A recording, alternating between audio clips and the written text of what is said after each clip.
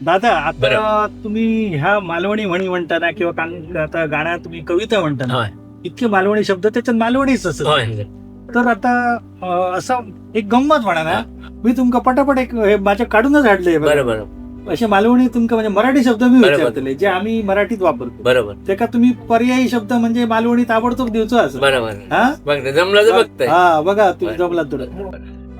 दगड, गुंडो, ऊन, निमार, गुरे, गोरवा, मंडप, माटव, विळी, आडाळो पेणी, आणि म्हणजे वळेसार, हा खोली, कोणी म्हणजे कुड, कुंपण, पण वय, पुतणी, धुडी, मुलगी, मुलगी चेडू, मुलगा.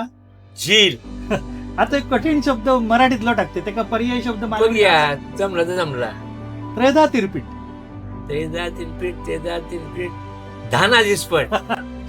वा काय शब्द असं धाना दिसपट. बरं. सुंदर बरं. ऐका काय बरं वाटतं. बरोबर. जशी त्रेधा तिरपीट उडतात तशी बरं. धाना दिसपट उडतात. मी पहिलो मालवणीतून विचार करतोय हा. आणि मग लिहितोय. हा. ते मराठी कविता लिहून त्याची मग मालवणी करणार. नाही, बरोबर. त्यामुळे ते जे शब्द ज्या ज्या बरं. जाग्याला हत्तेच होय ती जन्म घेतानाच मालवणी हा घेतात. मालवणी करतात. कारण मी बगलाला सगळं असतं का नाही, माझ्या मनात मालवणीत होईत असतात.